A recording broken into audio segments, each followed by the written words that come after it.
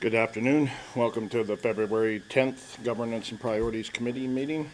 I'll call the meeting to order. First order of business is to adopt the agenda for today. Does anyone have any additions or deletions to today's agenda? Seeing none, would someone make the motion to accept? Councillor Shipwold. Thank you, Mayor Boniface. Also move the agenda as circulated. Thank you. All in favor? And that is carried. We have no delegations. Adoption of the previous minutes. Was there any additions or subtractions to that? Seeing none, Councillor Stalker. Thank you, Mayor Boniface. I'll move the previous minutes are adopted as presented. Thank you. All in favor? And that is carried. Thank you very much. Old business, none. Our first new business today is 7.1, the cemetery bylaw. Welcome. Good afternoon, Mayor and Council. So we've redone the cemetery bylaw. The last time it was done, it's bylaw 17-09, so in 2017. We found it needed a bit of a revamp just to add some more clarification into it for interpreting, mostly in two specific areas, and I'll kind of walk through it. If you've gone through the bylaw with the red that's got all the changes, we did add quite a few more definitions just so that there's clarity in terms of what we're talking about. So there was 25 new definitions added, and there was quite a few changes under plots and niches. We've kind of found that over the years, I think burial practices have changed. I'd say at least in the last 20 years, we find there's a lot more cremations. And a lot of people are wanting, so a cremation, you can either buy a cremation plot, or if there's a full body plot or for full burial, you can put multiple cremations in, either on top of a casket or just all by themselves. So we needed a little more clarification. So, and the other thing that we added, if you look at the briefing note, the identification of the need for a burial deed. And I mean, we've been tracking burials probably since the town was inception. But it's really important that we either have a deed or that there's a really clear method of identifying who has the authority to bury someone in a plot. Because you run into issues where family member A decides they want to put somebody in it, but really it needs to go from the person who bought the plot through to their executor, and there's a whole sort of legal way of deciding who's got the authority. So we added that in just so that it's really clear as to who's got the right to say these people, and we're encouraging people to put names on plots when they purchase them or to come in afterwards so that there's no disagreement among family members. We did add something in about identifying the infant section, that it's just for infants under the age of 2. I don't know if we have so many burials in that area anymore. Back in the 1930s, you might have had more infant deaths than we do now. We did update the clause dealing with resale or transfer to other families, and the authorization of the use for plot for other persons. So that ties into what I'm talking about, is making sure that it's really clear. I mean, some of the things we've run into, and I know we're a small town, but you know, somebody comes in and says, my aunt is buried in this section, I want to go in with her. We're requiring legal proof that you are related to them, because again, it causes issues. And once you've put somebody in a plot, you really don't want to have to move them. So 9 is the same, assignment of names to plots and provision of burial deeds. And 10, in term and order for multiple purchasers, and the order for assigning. So clause 11, identifies the order that, who gets to decide how that plot is gonna be dealt with. So it's, starts with either the owner, then the executor, anybody that's designated in the will, to surviving children and grandchildren, brothers and sisters. So it really lays out so that we can enforce and make sure that the right people are deciding. And then just we updated the clause 13, that restrictions on burials, it's only human remains. Quite often people want to bury a pet, and unfortunately that's not allowed in the Cemeteries Act. So those were the big changes. The other one, we did add some measurements. Within the cemetery, we only allow a maximum of 2 markers. So you can have the stand-up marker, we build runners that the markers go on. So if it's a full plot, there'll be a runner, you can have a marker, and then you can also have one more additional in-ground marker at the foot of the grave. And I actually researched this because we had some discussion, why can't I put it wherever I want? It's because you're trying to put the marker on ground that's been undisturbed, because it helps keep it from shifting.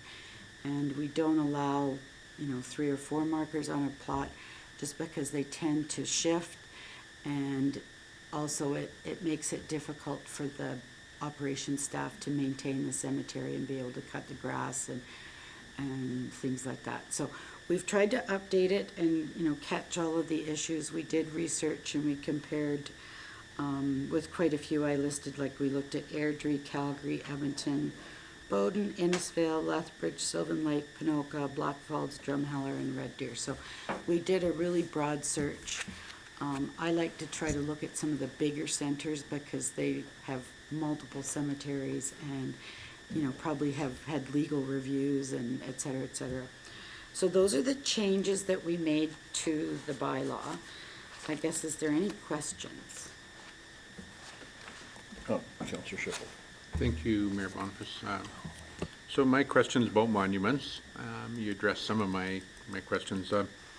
So we allow not more than 2 monuments, a headstone and a flat stone. The concern I have, or my thought process, is that typically we're allowing up to 4 remains of people in urns on top of that. My thinking is most people are going to likely want to mark whose urn is where and put a name on top of it. With 1 headstone, I know it refers into section 8 there that you can add names to it or whatever. I guess I would lean towards the putting a marker above each remains in the cemetery versus 1. The second part of that is it allows for a headstone that's 24 by 40 inches, not a headstone, a flat marker, 24 by 40 inches. Right. Knowing how big that is, that has probably got more tendency to shift than a small marker. And so even, there's not an, I appreciate the fact that you want to put them on ground that hasn't been disturbed, but when you're talking a marker 24 by 40 inches, you're going to be on undisturbed ground with something that big. But So- that's because we put it at the base of the grave. Some of that ground will be, if it's on top of a deceased already, Yeah. that grave will be bigger than, that flat cover will be bigger than it'll be undisturbed ground. Maybe years of disturbed ground, but it will be on disturbed Right. ground. So my question is, and what I would like to see in here, is individual flat markers above each placement of remains so that people can mark their loved one's specific site. I think the flat surface is too big at 24 by 40. Whereas if you had smaller flat surfaces, even 12 by 12 or 14 by 14 above each of the remains, to me, would be more personal Right. versus one big one. When you go to see your loved ones, then you can see where they're at. So that's the only thing I've seen under the monument section that I thought was something that we should look at. I just throw that out to my fellow councillors. I mean, I can go either way, but I just like the personalized thing of when you're there, you're marked where you're at. You're there forever. Your headstone marks your grave. The flat surface above the remains would also mark that. Can I just provide some comments as to some of our rationale? Yes. And, I mean, we certainly, if you want, we could go back and, I'm really trying to follow sort of best practices that we can identify. One is, you can buy a cremation plot. I mean, and I don't have the prices here, but a cremation plot, you can either buy a single, or I believe you can buy one that has room for 4. So if you want your marker on top of the plot, you absolutely can do that. They're over there. What we've kind of found, and historically, if you go to the graveyard, okay, the old section is not as consistent because it's pretty old and there's been, but our practice has only been to allow the 2. So we're trying to maintain the consistency of the markers. One, I guess, for aesthetics, and 2 is for ease of being able to maintain the cemetery. So when people are buying, there's 2 instances where we're having this happen. If somebody comes in and buys a plot now, we're really emphasizing to them, you need to plan in advance. And I mean, my example would be, you know, where a husband and wife buy a monument, they get a big marker. It'll go up, maybe one name's on it, the other one's blank until the other person passes. So we're asking people to plan what they're gonna do with this, and, you know, if they want a full size, and you can either have 6 cremations in a full size, or you can have 1 full burial and 4 cremations. But we're asking them to plan in advance so that they've made sure there's enough space on either the markers or the flat marker for the people in it. Where we tend to run into problems is, because I think cremations have become more popular, people are coming in and going, oh, grandma's buried here. So when she was buried, there was no plans to put cremated remains. So all of a sudden they're deciding, oh, I'm going to get buried with her. One, because I think sometimes it can save them some money. They don't have to buy the plots, etc. Or 2, they just want to be, you know, with another family member. But because it wasn't planned, then all of a sudden we run into issues with headstones and markers. So it's really trying to have some consistency. And we did check with some other cemeteries, and they really typically don't allow multiple markers. I mean, we can certainly go back and check, but I would want to check with operations, but I do think it causes us more issues down the road. So that's my rationale and explanation for why we did what we did.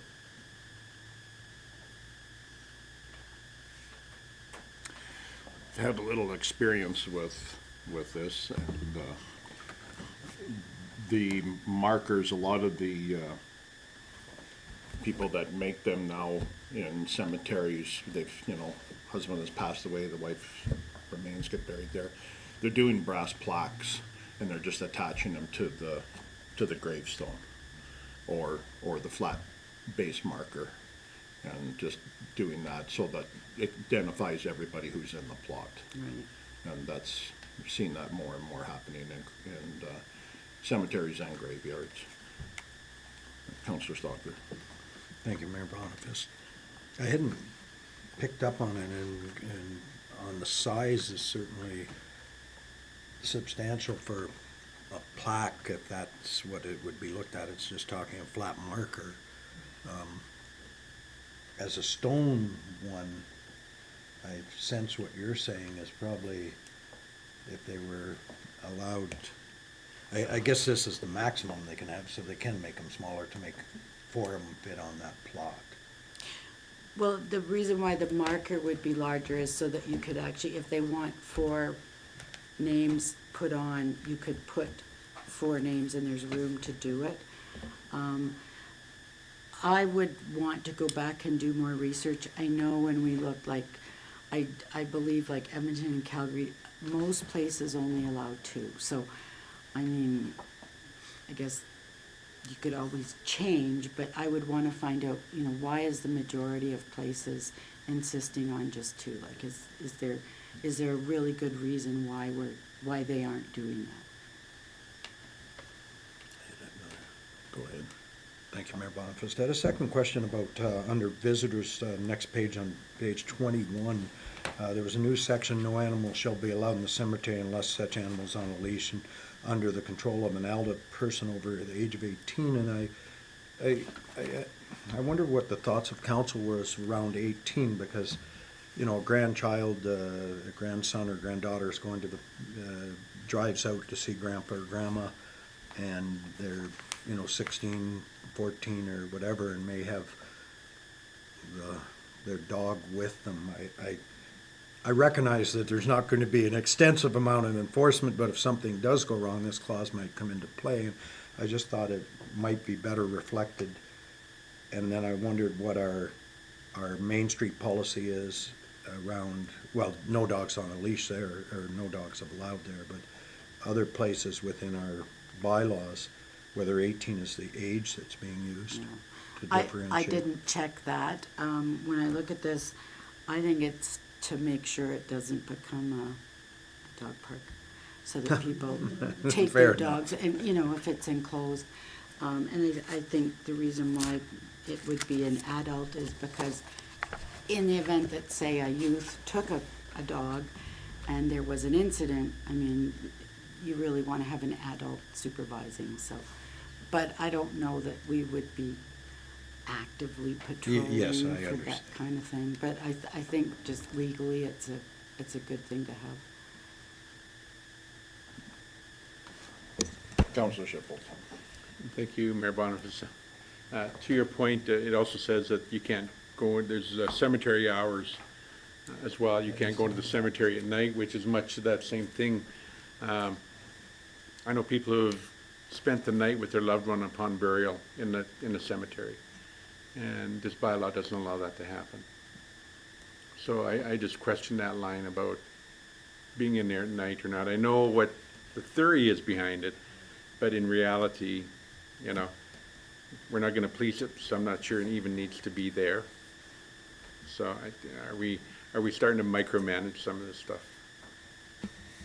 Mr. Grimes. Yeah, thank you, Mayor. I think that provision in the bylaw, which is in the existing bylaw, it just gives peace officers or the RCMP some authority if after hours someone's just hanging out there, or a group of kids or whatever, to remove them from the site. I don't think if someone's out there warning, we would enforce it. I think it's a provision that's there.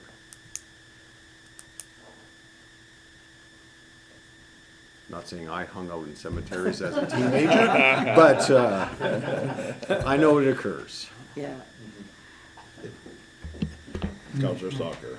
Thank you, Mayor Boniface. I had contemplated that as I looked at this as well at the time because of exactly what you said, but I think with vandalism being something, it certainly gives our peace officers and the RCMP a tool to look at that. So I didn't have as much concern as the age one, but and I recognize what you said is that we're not going to be out there patrolling, actively looking for people under the age of 18 with a dog or anything else.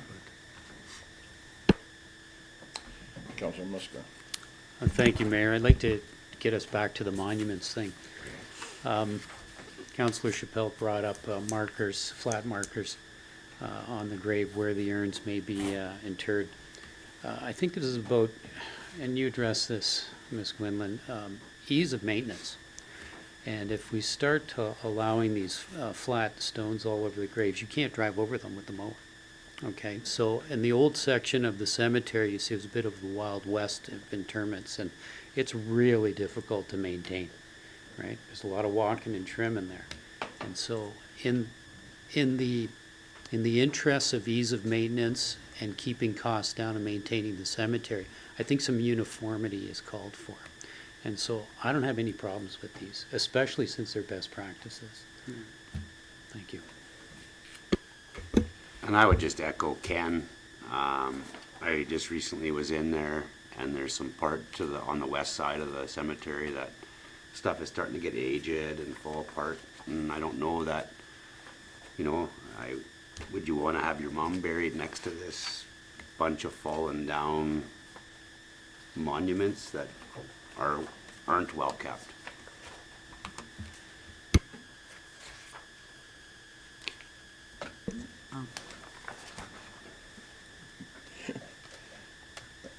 Anybody else?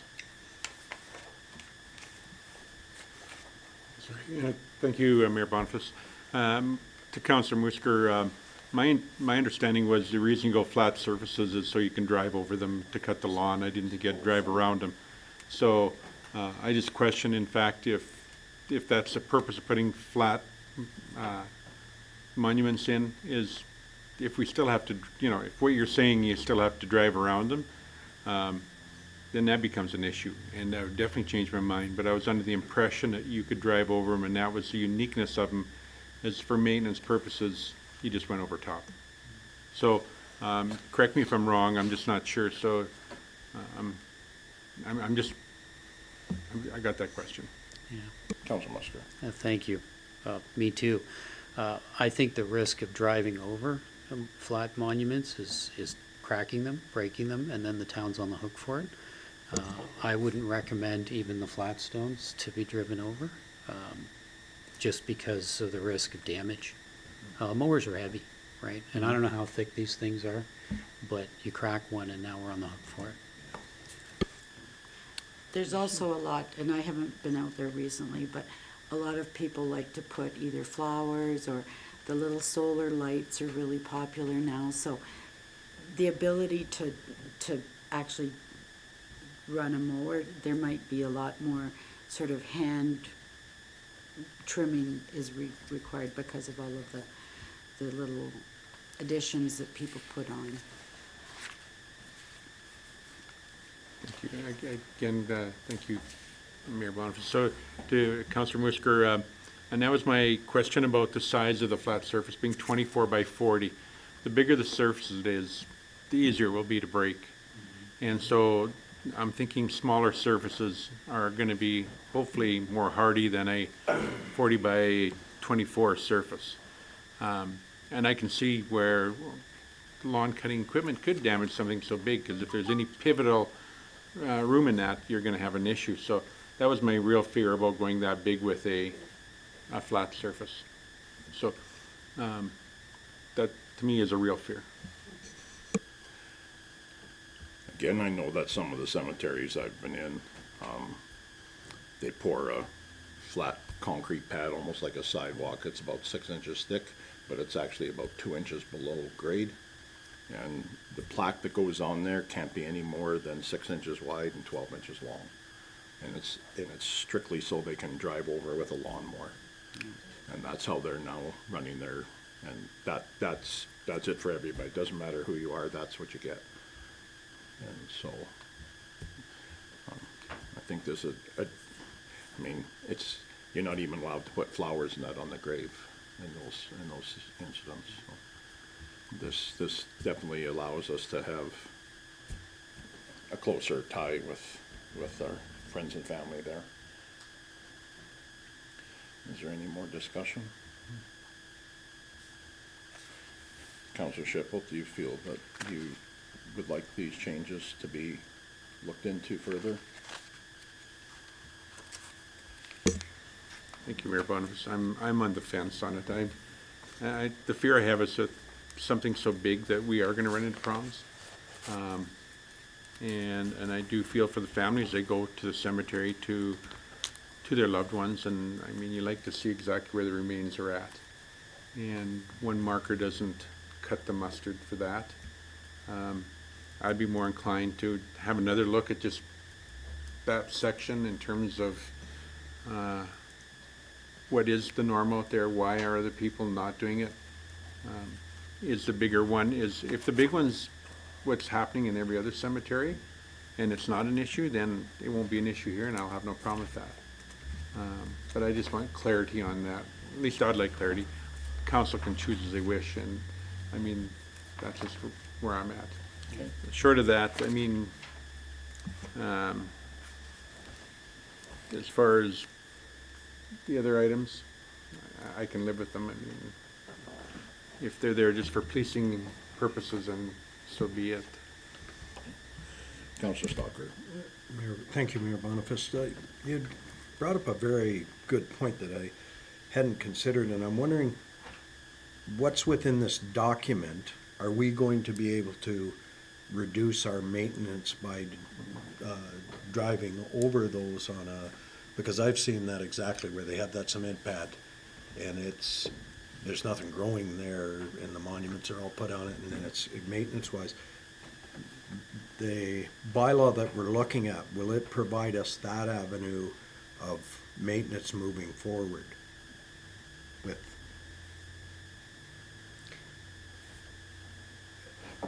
Sorry, I'm just writing Oh, this down. no. Thank you, Mayor. You know, I think I'm gonna ask for the liberty to go and talk to the staff that do the job. And because that's where the best answer always comes from. So I am not sure right now if they drive over them or they weed snip around the markers or stuff. So, we'll consult with our operations staff and we can bring it back to council.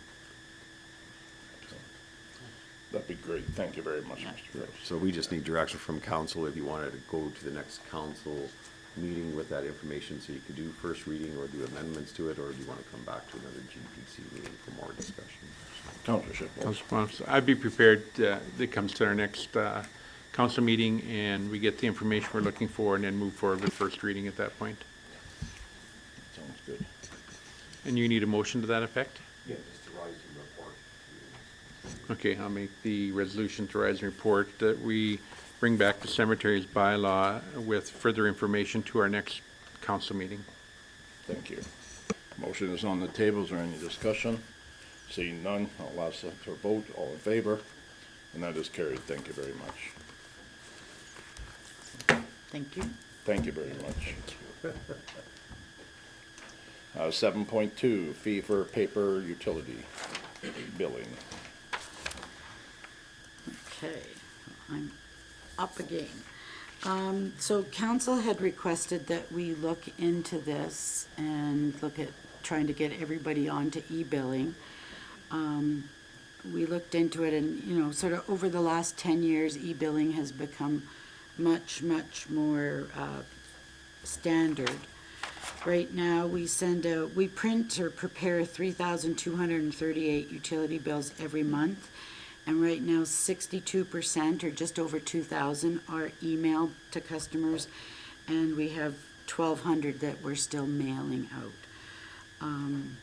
So and I talked about the costs. I mean, right now, and I don't mail a lot of letters, it's $1.23, which is staggering. Yeah, it's extremely expensive. And the staff spend 10 to 11 hours every month preparing, printing, doing insert the newsletter. So it is still quite labor intensive.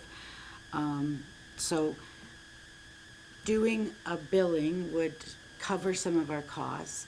If we could get more people to switch to e-billing, it would free up time. It wouldn't reduce the amount of staff, but it gives us the ability to do more work. The utility clerk does a lot of follow-up and checking on utility bills. If there's high consumption, they, work through that. So it gives us time to do things that are less sort of menial labor. I checked, and I don't know that it's really, really prevalent with municipalities. I think more and more are starting to do it. I think it's much more prevalent with, say, private industry like your TELUS or your energy bill. But when I tried to look, Okotoks, Cold Lake, St. Paul, St. Albert, Crossfield, Diamond Valley, and Nanton, they all charge, and the rates ranged anywhere from $1.50 to $3. So St. Albert, when I checked them, they had big news releases, et cetera, et cetera. And we would recommend that we have sort of a marketing campaign and that we would look at, doing it a little bit later in the year to allow for, getting it out to customers saying switch to e-billing, just so that there's no big surprises for them. So questions, comments? Councillor Schlager. Thank you, Mayor Boniface. So I crunched the numbers on this with 1,212 envelopes going out. That's costing us $9.24 short of $1,500 a month. So we're looking over at $15,000 a year to do this. So I'm certainly in support. I hate to say this, but I still get a paper copy, and I will get, after seeing those numbers, that's coming to an end. But I think that the $2, when we have our alternative choices here, I think we need to really have people recognize the value in saving the town, those kind of numbers. I am recommending, instead of recouping alternative number 3, I think we should make it $5. That's $60 a year. If people want a paper copy, then there's certainly, because it isn't just the mail. You have the time, the envelope, the 11 hours is, at a reasonable rate is a lot of money being spent here that I'm gonna be changing over. Well, When- and like the postage will be an actual cost saving, so, Yes. it does add up. Well, and the envelopes as well, the paper that it's printed on. I think we really need to drive home the point that this is the way the future's gonna look like. And I'm up for $5 a month so people are motivated to come in and do the right thing and get it on to. Thank you. You really like pitchforks and torches, don't you? Well, already we have over 2/3 of the community are getting emails, so I think we're on the right side of the issue if we go for $5. Councillor Shipple. Oh, Councillor Boniface. I'm a little more in favor of a gentle, incentive, I'm trying to think of a bill that, yeah, I saved $2 or it was gonna cost me $2, and I think that was enough for me to do it. And by the way, there is printers on sale for $100, you could buy it, it would save you, so you can print your own. I'd go for the $2. I think that's a little friendlier, but a little poke. And then if it doesn't work, we'll go to the $5. Fair. Well, Anything further? eventually you could just go to where it's like we don't send them out. The only way you can get them is email. Councillor Musker. Thank you, Mayor. I think it's time to do this. My guess is every time Canada Post goes on strike, we get a big spike in people signing up for e-billing. So that has helped, but this has been going on for years, the better part of a decade, that we've had the two options. The 5 seems high to me as well. Administration has recommended a $2 charge, which covers the costs, and is a reminder that there is a fee for that, and I would be in support of the way it's presented. Councillor Sinclair. Thank you, Mayor Boniface. $5 is a bit steep. I know ATB, when I switched over to my e-billing with ATB, it was to save I think it was $3.50 or something. So I think $2 is pretty fair. I would like to maybe see kind of a grace for seniors over 65, maybe having. 85. Well, I think that when it comes to seniors, I have a soft spot in my heart for that, and I think they maybe should still get their paper copy for free if they wish to do so. Councillor Boniface. My experience, it's becoming the 85 plus that are not having computers, because the 80-year-olds were around when computers came in. Just saying. Councillor Shipple. Thanks, Mayor Boniface. I tend to agree. I think seniors should get a discount, but I think we have no way of managing that internally. You don't know if, I could say I'm an old guy as well and should need a paper copy. And I appreciate the fact that there are a lot of people who want paper copies for different reasons. But you can print a paper copy as well. As you said, for your $100, you got a printer and away you go. I think we need to blanket this one, and I would support the resolution that's recommended. And if no one wishes to make that resolution, I most certainly will put it on. You want to make it? Okay. Be it resolved that the Governance and Priorities Committee rise and report the remuneration to approve implementing a $2 charge on the paper utility invoices commencing July of 2026 billing and begin the communications plan February 17th, 2026 at regular council meeting. Any discussion? Seeing none, I'll call that to a vote. All in favor? And that is carried. Thank you very much. Thank you.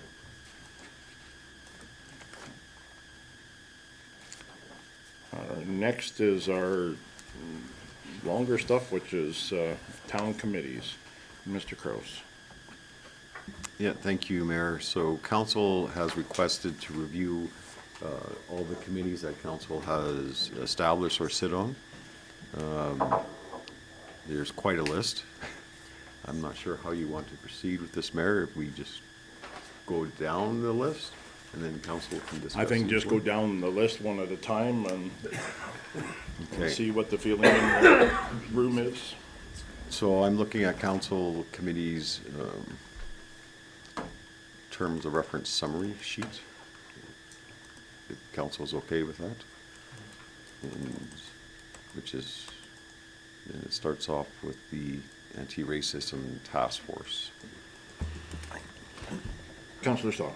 I just, thank you, Mayor Boniface, just a question initially, are we looking at the whole committee, the number of people that are sitting on that committee, whether the committee's viable, or, like, I'm just trying to frame what we're gonna try and get at as we go through this. Councillor Musgrave. Thank you, Mayor. As I understand it, this is to address Councillor Stalker's question. We're just going to review it and make any adjustments that the council seems proper for each one, whether that is elimination or adjusting or representation or anything. This is a great opportunity to talk about these committees. Great. Councillor Boniface. That's from last time. No problem. The first one is the Anti-Racism Task Force. Mr. Kraus. Yeah, so this was created by resolution of council probably 6-7 years ago. It has never been formalized by bylaw with an actual terms of reference, just for council's awareness. So, and it has only met once, and that was actually before the task force was created. So at that meeting, it was to create the committee and come back for terms of reference, and they have never met since. So I leave it up to council whether you wish to keep it going. Go ahead, Councillor Musgrave. Thank you, Mayor. I think the time has come to bury this one. It has never met, no terms of reference, no governance structure. We're the third council to have this on the list of committees. Even the very first council that brought it into being did nothing with it. If we're looking to change the narrative regarding our town, anybody visiting our website and having a look at our committees and sees that they have an anti-racism task force, that doesn't send a very friendly message. This task force exists in name only. This is an easy one, and I would like to see it disappear. I would agree with that. I feel its time has come to an end and it needs to be removed from our books. Is there any other conversation on it? Councillor Boniface. I just wanted to add that I agree with that. And if we were wanting to do something like that, the name needs to be on a more positive note instead of in that. And so that could fit in some of our other community, bringing the communities together things. So it's already covered. Thank you. Mr. Kraus, what do we do if we wish to remove it? Yeah, so Mayor, maybe the best way is we go through it, just a motion for each one that you want to change to. I think that would keep it nice and clean. So for this one, if I'm hearing council right, it'd be that council rising report to a council meeting to dissolve the anti-racism task force. And then we'd come to council for the official dissolution of it. Would it make more sense for us to do them as we I do think each so. individual one as we Yeah. come out? Okay, thank you. Would you like to make that rising report? Yeah, Councilman Mr. thank you, Mayor. Be it resolved that council rise and report to disband, or to the next council meeting, February 17th, to disband the anti-racism task force. Can we go March? Oh, Just to March, give us time sorry. to- Oh, okay. You need a little more time. What date would you prefer, Mr. Kraus? March the 3rd, please. Thank you. Thank you. Any discussion? And seeing none, I'll call that to a vote. All in favor? And that is carried. Thank you. Our next, Mr. Okay. Gross. Yeah, thank you, Mayor. So the next one on the list is the audit committee. This is a required committee to meet with the auditor of council, just going through the audit process. So unless council wants revision to membership or anything, you can just move on. I think we keep it. Okay, the next one is the Community Events Committee. So this was created by council for the town to put on different community events throughout the year. And it's active right now, and I'll leave it to council. Okay. About hearing from the two counselors that serve on this board, please. Counselor Sinclair. Thank you, Mayor Boniface. I believe that there is value in keeping the Community Events Committee. I would like to see some restructuring, and I understand that there is some revisions coming down the pipeline for the bylaw, which I don't think of in March. So, yeah, I'm in support of the Community Events Committee. I think there is a lot of value to how it pulls the community together and showing kind of the support that we need. Counselor Stalker. Thank you, Mayor Boniface. The Community Events Committee, I think, after being involved with the Christmas event, and the one that's coming this Monday is on the Family Day. We're not going to have as much snow, but we're still going to have lots of fun with hot chocolate, indoor skating. The kids are going to have some outdoor activities to do as well. I think it has a great value to draw our community together. The terms of reference actually make this, will have to be adjusted if the committee is going to go forward, in the sense that the terms of reference refer to that it's a council initiative. And I truly feel this should be, only have one counselor on there. For a change, you'll see there's two, and I don't think there's a need, Councillor Sinclair and myself talked about it. I think that one counselor can bring back that information. I will remain on the committee as a volunteer, but I don't think there's a need to have two counselors on this. And the terms of reference would have to be adjusted to reflect more of a community committee, where council is sitting there as part of that committee. From my perspective, I think that's a more effective way to deliver this, as opposed to council trying to deliver a community events. The community is picking it up. Counselor Boniface. I agree with that last statement that you said, is letting the community pick it up. I think possibly what happened was during COVID, a lot of the groups around town kind of stopped doing some of their own events, and maybe we've just been a little bit quicker picking up that we wanted some community things going on. I know in our municipal bylaws, we're not supposed to be driving the grader. We're not supposed to be making these plans, so it's kind of off of our purview of what our job is here. Also, it's very expensive, and I know our groups that are in the community, they can do it a lot better. I'd almost rather see that money go to more free swims, or more free skate times, or something like that, if we want to spend that money in that method. That's about all. Thank you. Thank you. Counselor Soccer. I'd agree there's an expense to it, and as most people are aware, I'm pretty fiscally aware of costs, but I think that the drawing together the community, and Councilor Mosker and myself and Councilor Sinclair were at the Christmas one, and to see our community sitting together, having hot chocolate around a fire, and seeing their neighbor that they hadn't seen because winter here is long and deep. And I think there's great value in that aspect of community when people are able to go out together, like on the weekend here coming on the Monday. I mean, there's going to be free skating. There's going to be actually free skates for kids that don't have skates. They have so many skates that have been donated by our community. So if you're looking to come out, you can just get a pair of skates. There's going to be free hockey sticks because they have a bunch of extra hockey sticks. And I think it really shows the compassion, the spirit we have, and frankly makes us a lot different than a bedroom community outside of a major center where kind of people just come home and they stay in their house.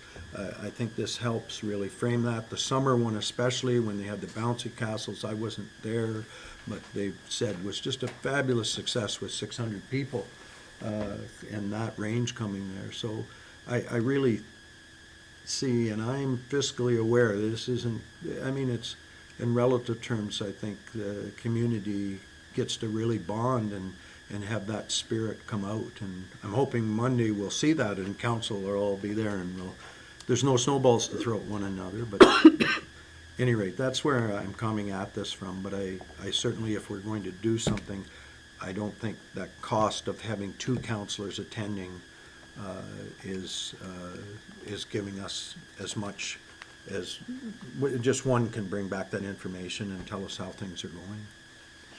Counselor Boniface. One thing that is missing is the value of community service, and having people doing that service for them. We're kind of taking that away from them for them creating it. So the community is losing that aspect of it. Like we used to have block parties around town. COVID, I know, killed a lot of our block parties. Our block quite often had a barbecue one night, and we did it all potluck, and it cost nothing, and it was awesome. As far as the financially responsible, buying these or renting these bouncy parks, you can buy them for the amount that you guys are paying to rent them.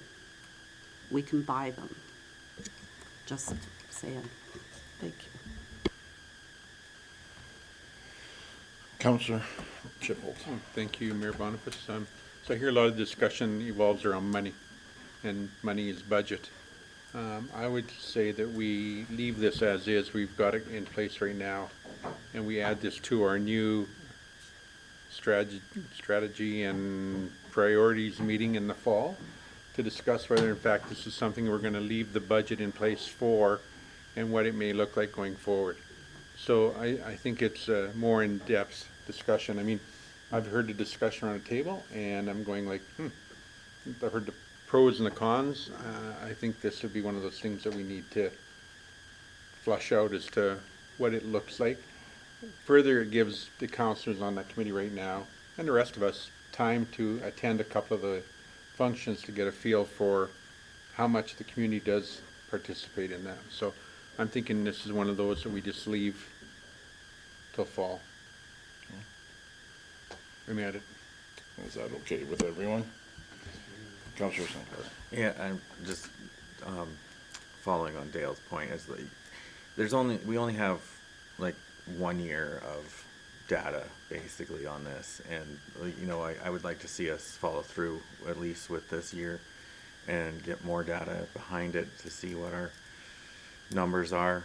I know it's growing in the way it's happening, so I'm hopeful that maybe with some adjustment later in the year that we can find a way to make it more efficient maybe or something, but I would agree to table it till the fall. If that is acceptable to everybody, we'll leave it till fall and continue on. Need a motion? Counselor Boniface, would you like to make that motion to leave it to full? No? So, the resolution, thank you, Mayor Boniface, would be to rise and report. Is that correct? Rise and report? You wouldn't need a rise and report, this is just deferring it to that.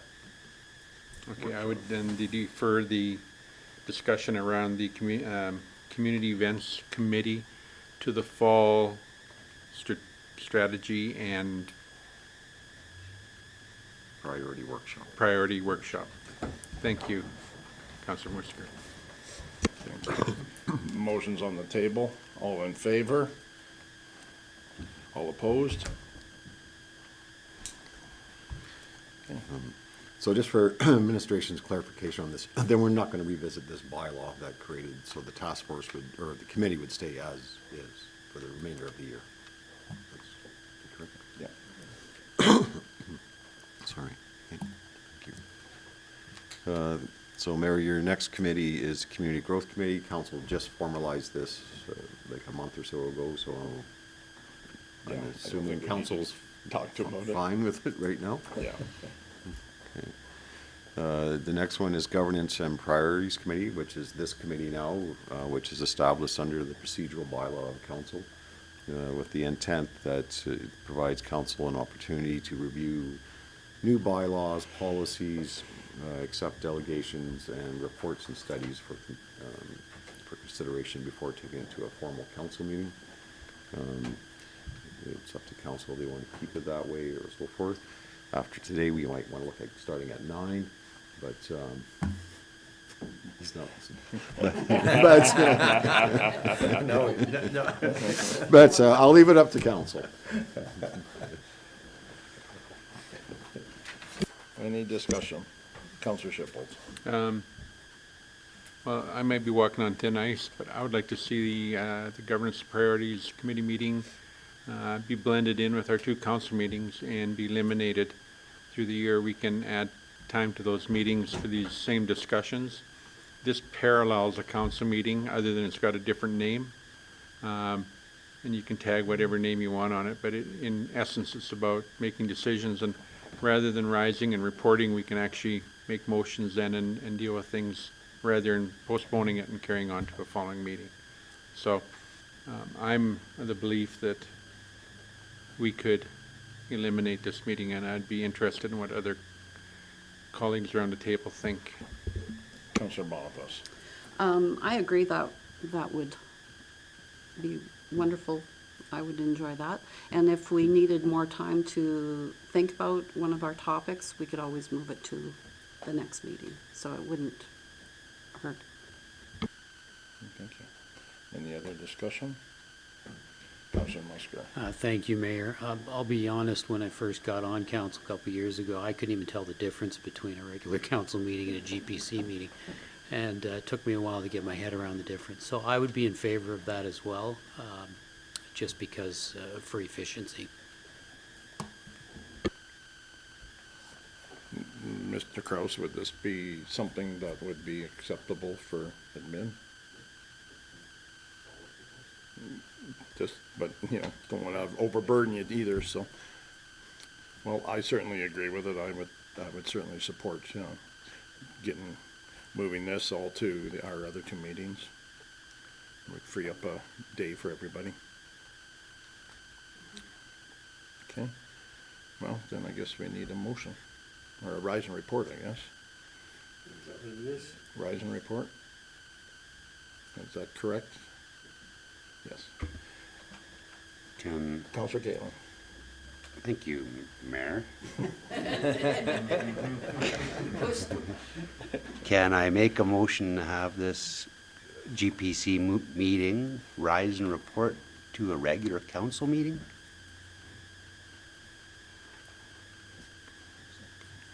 Any discussion? Seeing none, I'll call that to a vote. All in favor? That is carried. Thank you. Thank you, Mayor. So the next one is Municipal Emergency Advisory Committee. This is a mandated committee by the province that we must have. Next one is Policing Committee, which was this, oh, sorry. I had a question, is the number of people on that committee mandated? We have to send the bylaw to the Minister of Justice, and they approve it, basically. But there has to be more public members than council members. It's basically the requirement.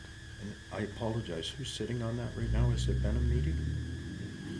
Me. Yes, you, I see the mayor and 2 councilors are sitting on that.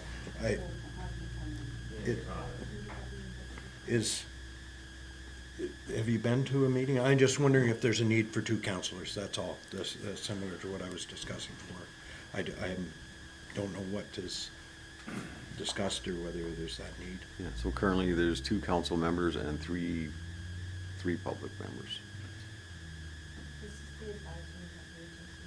Oh, sorry, I was going down to the police committee. Oh, Yeah. We're on No, police this is the Municipal Emergency Advisory Committee. Sorry, I apologize. Oh, sorry. I should have defined that, what we were talking about.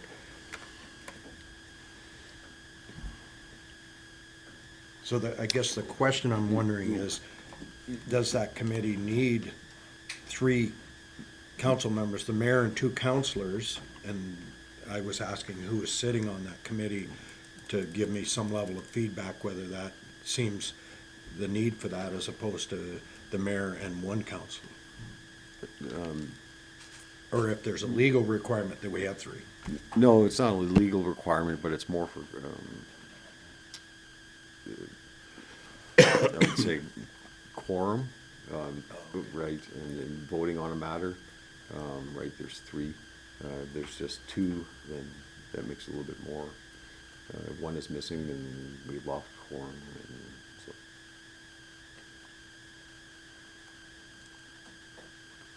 They don't have many meetings, so it's not like we're there all the time. No. One- Yeah, it's, we're required to have 1 per year to meet legislation, so. And typically we'll do 2, first one is to review the municipal emergency plan.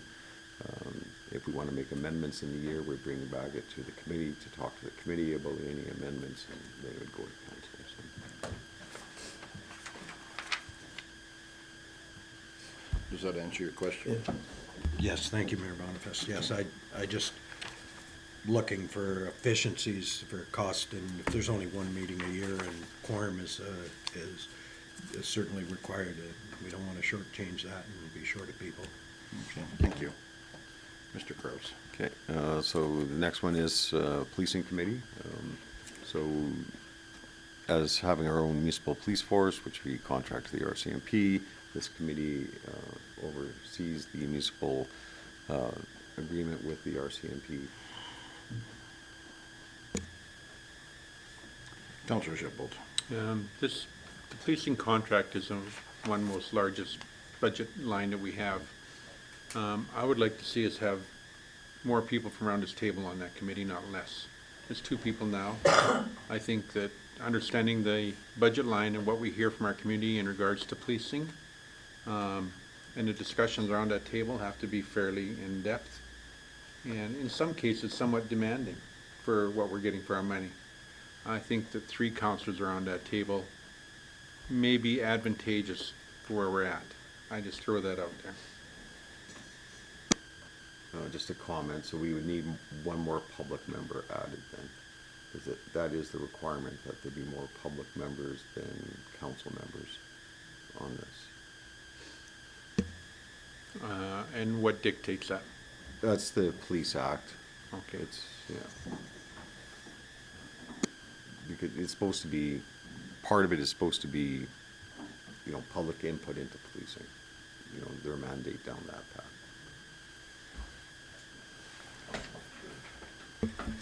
Councilor Boniface. and if I remember correctly, we only had the right a number of public sign in, and so low Maybe I pickings. can add on to it, maybe because, okay, but council is not required to having this policing committee. It's that if we have one, we have to meet the requirements. If council decided not to have a policing committee, because really what council has done is delegated your authority down to this policing committee to set priorities and so forth to the RCMP. if we dissolve this policing committee, then we would become part a regional policing committee, where actually you're appointed by the province, that committee, and that could be a public member or a council member. But you could also require the RCMP to be a delegation to council every couple months to provide you with updates and have that feedback that way. So that's the alternative. It's just, and then, of course, the RCMP budget, their 3-year financial plan, their policing priorities would all come to council versus the committee.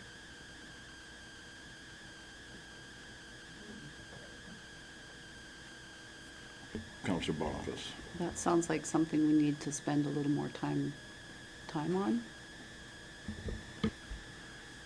Councillor Musker.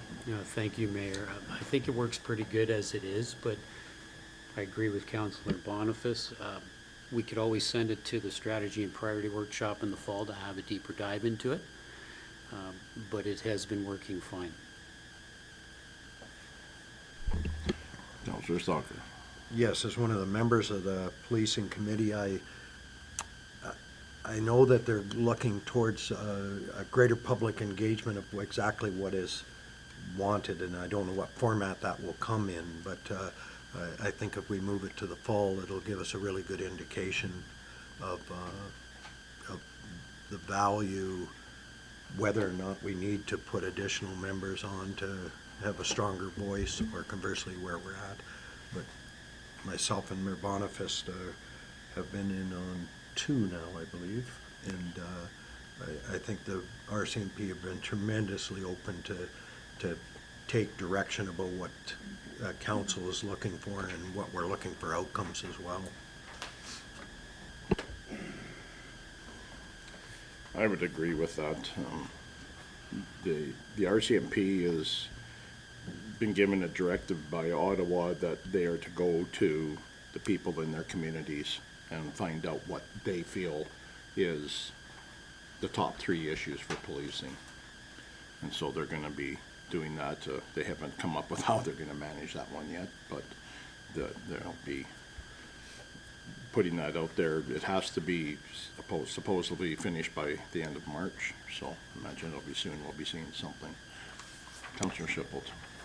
Having heard all that and heard the comments on the table, I would just leave this committee as is, move forward and not even look at it in the fall. I think that, I mean, if there's anything, we can bring it up at any given time to have a look at it, but at this point, I think just leave it status quo. Thank you. Mr. Kraus. Oh, sorry, I apologize. Mr. Kraus, Councillor Boniface. Thank you. I would like to see it stay the same as well, but I can see some advantages to the other way. If the RCMP are trying to get more public involvement, if they brought it to council and gave us all a presentation, it'd be nice because it would have all of us involved in it. And then also we could have a on-camera session and they could put it out there in that way, but so something to maybe look at. Thank you. Mr. Kraus, could we invite Staff Sergeant to do a presentation for the, we'll deal with that after. Thank you. Anything further? Okay, go ahead, Mr. Kraus. Thank you. So the next one is the FCSS Board, which is in partnership with Clearwater County. The new agreement was just put together for that board late last year. So we are in agreement with Clearwater County on that one. So. Councillor Kane. Thank you, Mr. Mayor. I'm on this board and I can see lots of practical conversations coming out of it. I think it's a very good thing and a good partnership with the county.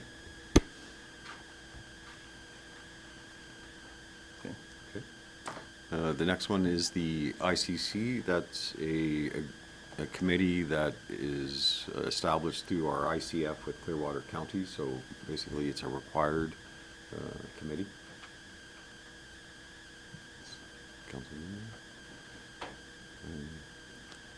The Next one is the IDP committee. So this is actually established with an agreement with Clearwater County for matters that deal with the IDP. I think in my 8 years here, they have met once, but it's under an agreement, so we're required to have it. But in 2026, we are revisiting that IDP. So council can consider whether you continue with an IDP committee or it refers it back to an ICC when that comes around. Good? Yes. Yep. Next one is the library board. So that is a mandated committee with council establishing the library council needs to have that board and sit on the board.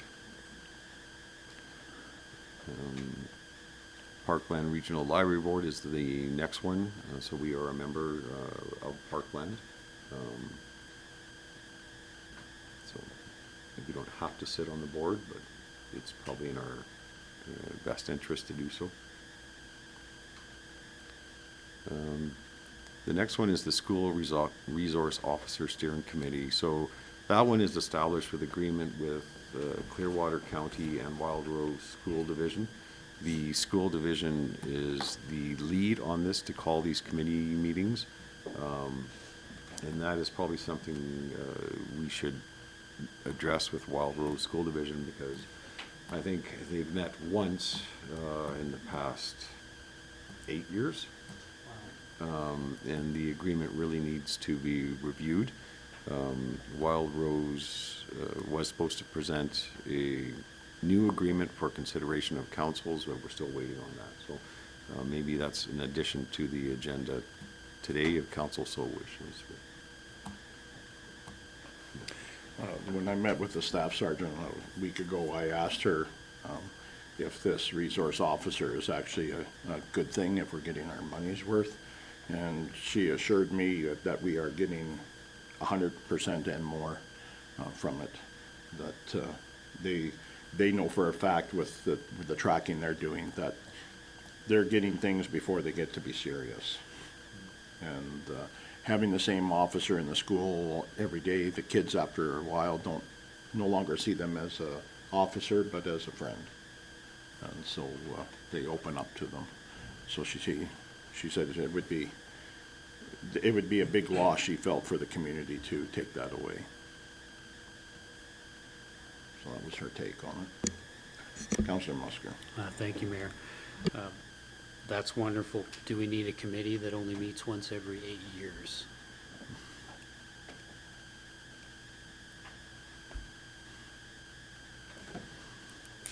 Councillor Stalker.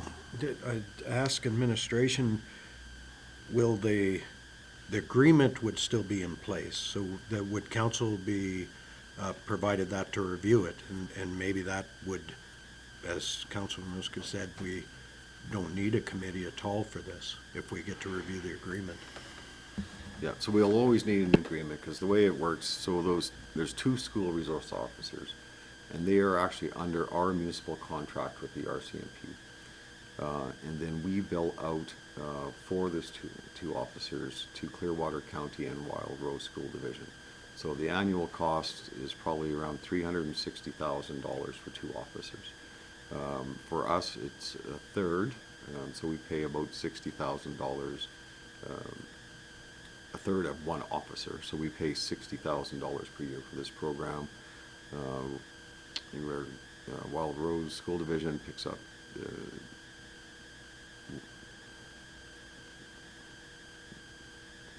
.75 a position, and Clearwater County pays for a full position.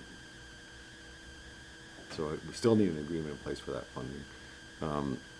One thing that should be looked at probably, and this would be a discussion with Wild Rose School Division and Clearwater County. The problem with them being under our municipal contract is there are 2 established positions. So if the RCMP pull them out of the school for other resources, when they need other resources, we still get billed the town for those 2 officers. If it was under a enhanced agreement, like through Clearwater County, if the RCMP pulled them out of the schools for other duties, it would go on to the provincial side of the cost. So that is something we should explore. Counselor Shipple. Thanks, Mayor Boniface. So earlier you said that maybe today when we meet with the school division, this might be the ideal time to bring it up for revisions to this document. So this that you just discussed about how the funding could be changed would be part of the revisions to that document. So then I'm assuming what we should be doing is at today's meeting, putting this agenda item on there and just saying, can we do an update of this document and look at how the funding matrix works on this, because we think it could be changed to benefit everybody. So with that, do we need a motion, or we just tonight bring it up and Yeah. the mayor can bring it up and just say, hey, look, can we just have a look at it? And that should trigger it. Other than that, everything else can stay in place as is. Yeah.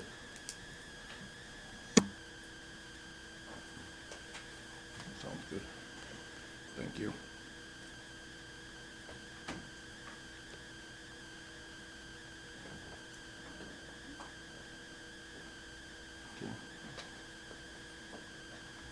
What's our next one? Mr. Okay, so the Alberta Japan Twin Municipalities Association, so this is the town belongs to that organization, as we have a twin town in Japan, Kamakawa.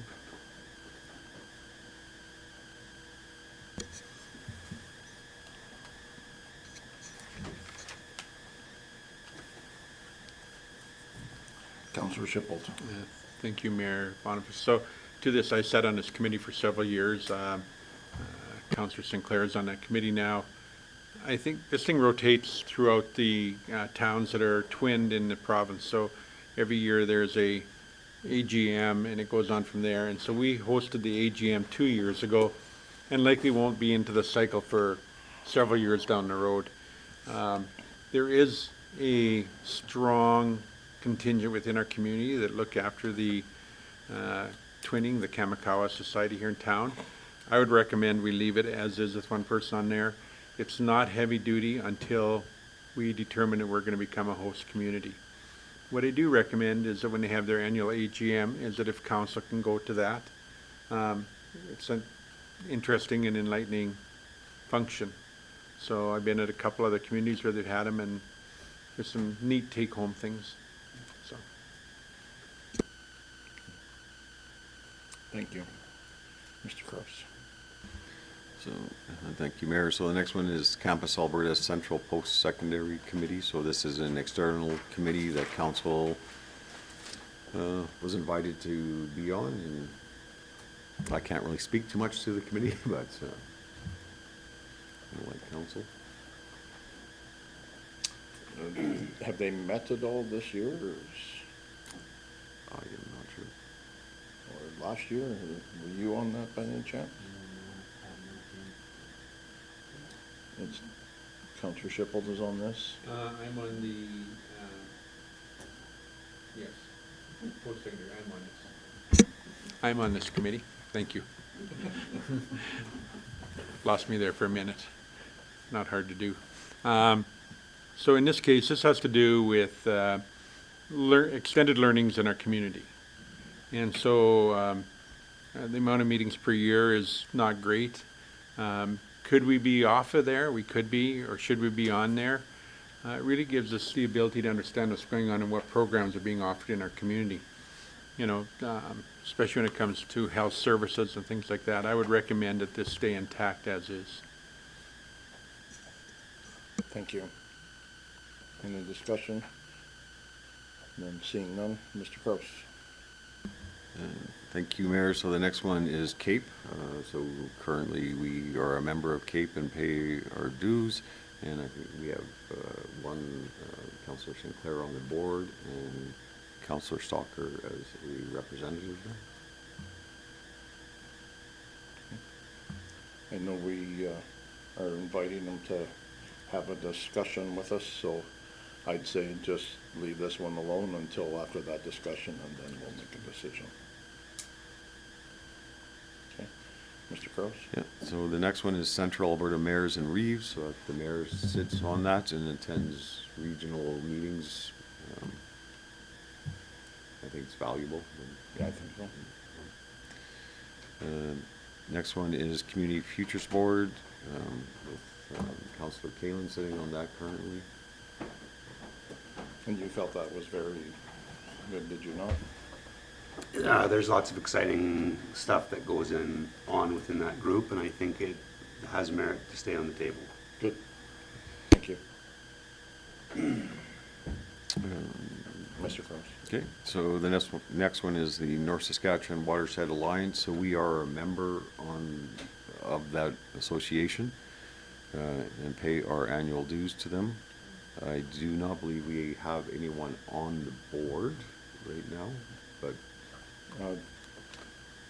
on the board or just Just rep, just a rep, yeah. Okay. Have they met at all? Thank you, Mayor Bonfus. No, I haven't had any notice that they've met. I'm looking at, yeah. So I maybe will follow up with administration to make sure that we have the right connections, that in case I've been missing something.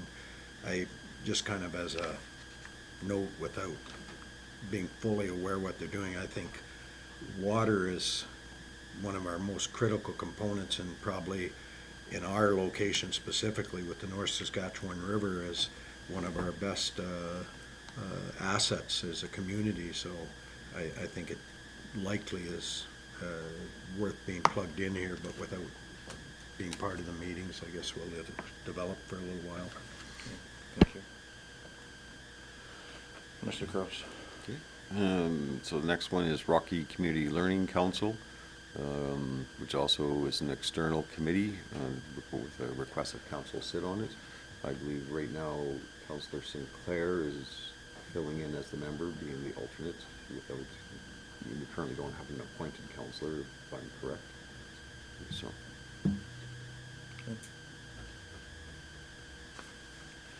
Councillor Musgrave. Thank you, Mayor. I was on this board briefly, and I had a chance to sit in on one of the meetings. A good bunch of people, a lot of good work being done here. Interesting fact, the Rocky Learning Council's been in operation for 49 years. That's a big deal. Half a century nearly, providing quality local learning opportunities. It's a well-run organization. I had a chance to spend time with their policies and bylaws. Very effective. But I don't believe we need municipal representation on that board, especially since we already are keeping the Campus Alberta Central Post-Secondary, which is more regional. We get to participate in that to see what's going on regionally. I don't feel that we need the municipal representation on the local board, and I'm recommending that we stop that, eliminate that.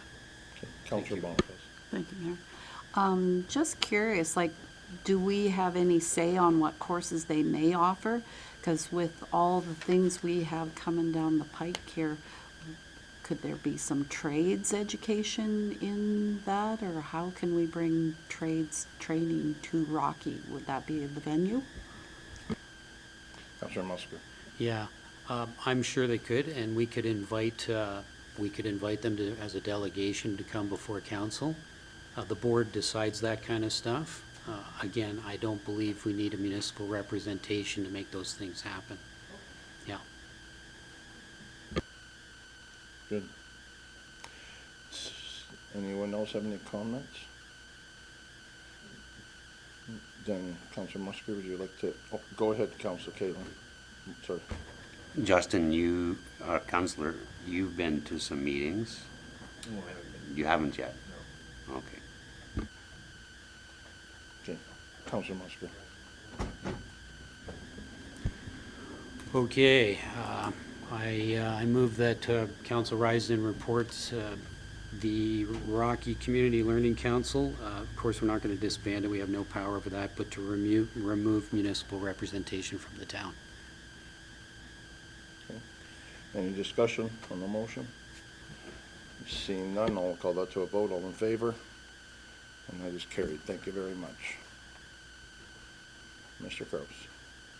Yeah, thank you, Mayor. So the next one, is a community wellness society, and I believe right now, as they're just formed as a society, they're creating their own bylaws, and I think we will be receiving a request to appoint 2 counselors. So I'm looking at the deputy mayor because he sits on it, so he knows more than I, so. Thank you, Mr. Kraus, that's correct. Just writing the terms of reference in the bylaws for the new society. And within those bylaws, the likelihood of the request will be to the town for 2 councillors to sit on that new society. So this is financially sponsored by both the town and the county for the recruitment of healthcare professionals. I would recommend it stays as is until we get a letter from that society indicating what they're looking for and likely request for an additional member. Thank you. I would support that as well. Any other discussion? Seeing none, I'm gonna leave it alone. Mr. Kraus. Okay. Thank you, Mayor. So the next one is the Rocky Mountain House Museum Operations Board. So that is through a current agreement with them that we have members on that board. It is external, so I'll leave it to council to discuss. We could easily have 1 council member and 1 alternate on that board. But that is entirely up to what everybody feels here. Museum is trying to make efforts to make sure that any members of council members get an invite to every meeting. Whether, if you can't make it, it's fine, but you get the invite. We're trying to do that better. But we could go down to 1. Do you have anything, Mr.? Okay. Does everybody feel that 1 would be sufficient? Then I will make the rise and report to have the Rocky Museum Operations Board external down to 1 councilor member and 1 alternate. That's the motion. Any discussion? Seeing none, all in favor? That is carried. Thank you. Mr. Kraus. Thank you, Mayor. So the next one is Rocky Senior Housing Council. This is a mandated committee or board that council sits on through an order in council by the minister. So, and then the final one is the West Central Stakeholders, which is an external committee. This one really doesn't have much to do with the town per se. This is oil companies meeting with rural residents, discussing matters of oil companies building pipelines and batteries and wells on their land. That's what it's mostly dealt with. I do go to it. I will say that the good thing is that the oil companies that are represented there are spending their money in our community. And so the last time I was there, several of them came up to me and thanked me that the town had sent representation. So they're noticing it, so maybe it's a good one to keep. And they have a really good roast beef and mashed potato and gravy. So.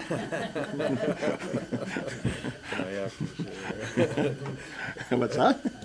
Yeah, that's what I just asked. So, get it early. Okay then, I guess that's it then. Thank you, Mr. Kraus.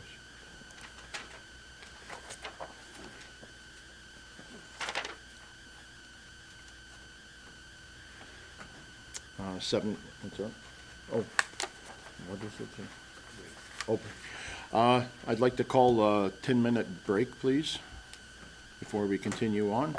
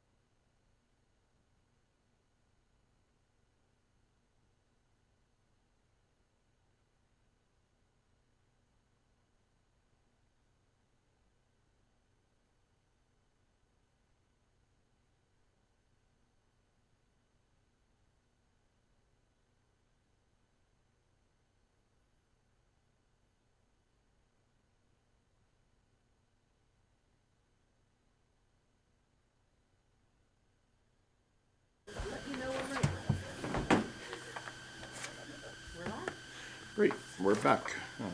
7.4 is public members remuneration policy. Mr. Kraus. Yeah, thank you, Mayor. Mrs. Breeze will provide council with the information.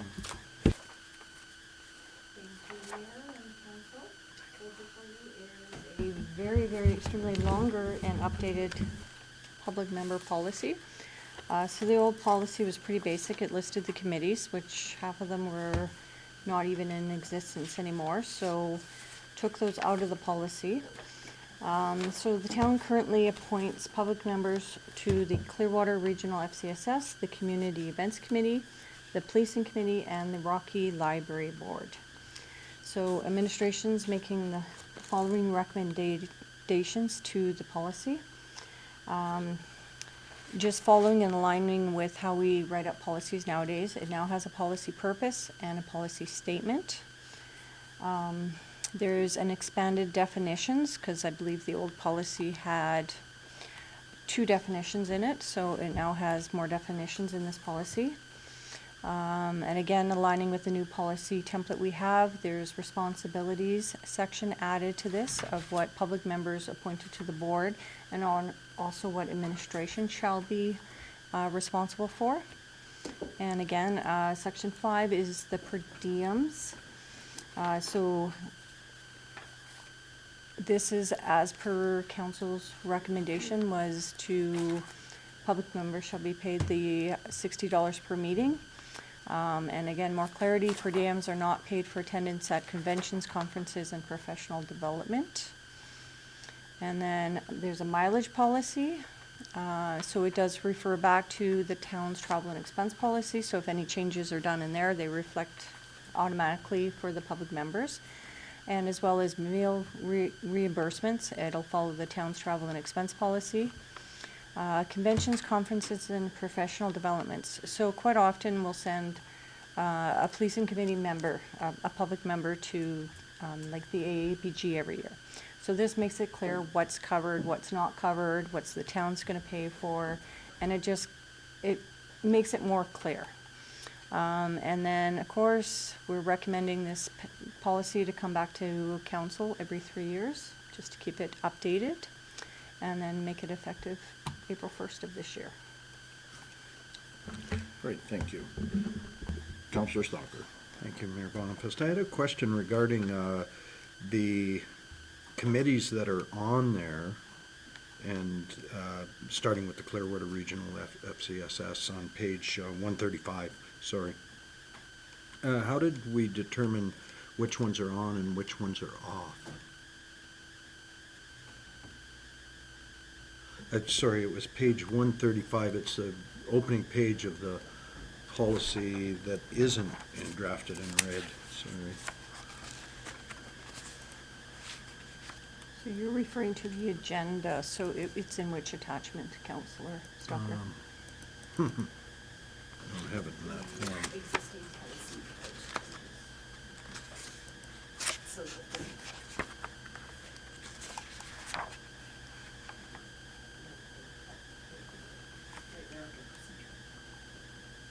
Yes, thank you. That was it. Is that, am I on the right? Is that the clean copy? I apologize. Thank you very much. And that question, we can just file it. Councillor Sheffield. Thanks, Mayor Boniface. This would be to Mr. Kraus likely, and it may be premature. So we have a society for the Recruitment and Retention Committee. Prior, we had 2 members at large appointed by the town on that. How will that work, or will that depend on the bylaws of that company? So that's why it could be premature. Could be in the bylaw. It could be answering the question through that. So that would be in the society's bylaw, if they're asking council to appoint the public members or not. There was in the past, but what if can they have that in their bylaw now and ask council to appoint? And if they did, would they be on this as well? If council appointed public members to a committee, then they would be covered by this policy. Okay.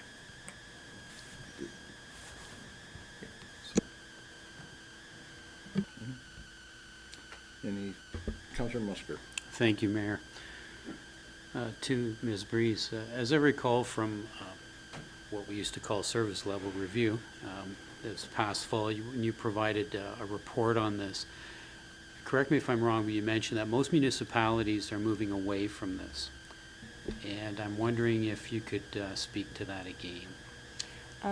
Correct, Councillor Musker. So a lot of them feel that these are voluntary boards and they're treating them as voluntary. So when you actually go look for public member remuneration policies, they're getting slimmer and farther in between of actually trying to find them. So I'll use, I believe it was Olds, that was the biggest one. They emphasize, we appreciate all the volunteers. And they have a statement on their committee page about volunteers and how, what they, basically citizenship, how they commit to town committees, but it's all based on volunteers. So, but that is not the direction this council was heading in, so that's why this policy is written the way it is. Councillor Musker. Thank you. And if I remember correctly, some of those municipalities that were moving away from it did something else to recognize the volunteers, something like a dinner or a gala or something, just as recognition for the volunteers. Is that correct? Yes, like a volunteer appreciation dinner every year, absolutely. Okay, so when this rises in reports, I would ask that you provide that report as an attachment, please, for council to look at again. Okay. Anything else?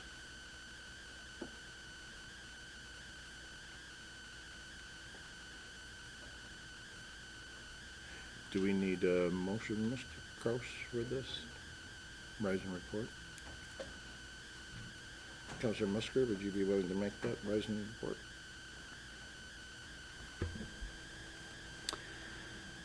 Yes, thank you, Mayor. Be it resolved that the Governance Priorities Committee Rising Report Board and Committee Public Member Remuneration Policy 001/2026 to the February 17th, 2026 regular council meeting and include the attachments that I've requested. Any further discussion? Seeing none, I'll call it the vote. All in favor? And that is carried. Thank you very much. Of course, one more here.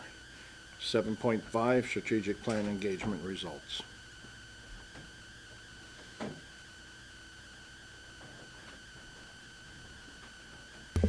Good afternoon, Mayor and Council. Thanks for having me today. I don't have much to say. It's really your reading material that was included with this agenda. This is, of course, the aggregated results of our strategic plan pulse check with the community that took place in the last 2 weeks of January. Quite a large uptake, actually, on our engagement process, and we were glad to see all the comments come in. The purpose of this public engagement, as you know, was to gather community input to inform the development of your strategic plan, now set for March 13th. So you've got just about a month to digest this.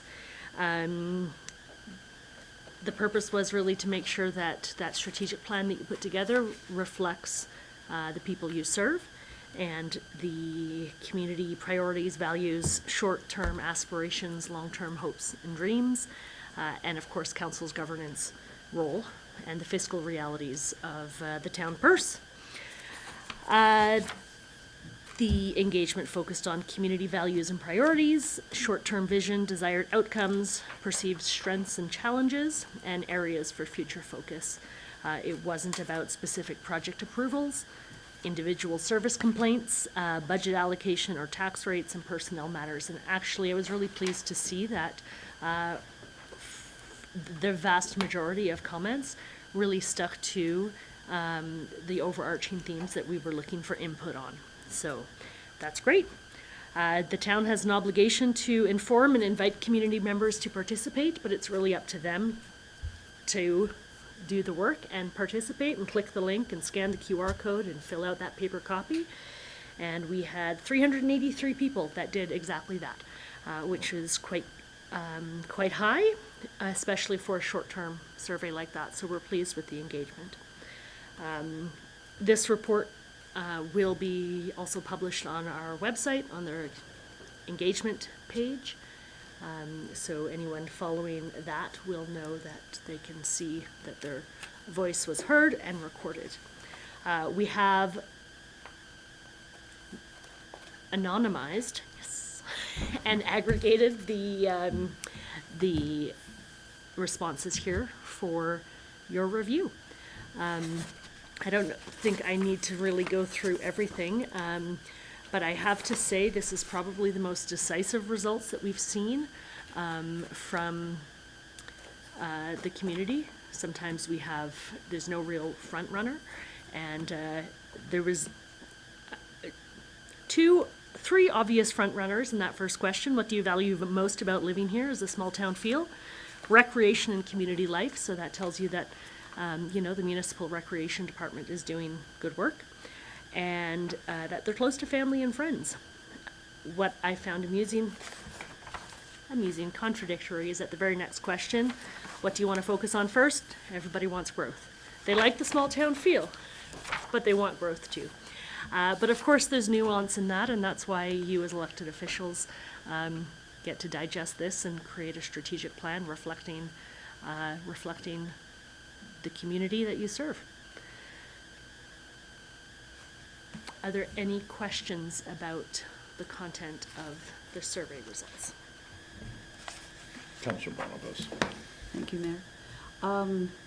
Good job on this, by the way. Thanks. Oh, good job to the community and to councillors for Yes, pushing it. Thank you. Yeah, thank you to the community for sure for participating so well. The one on the safety, is that, on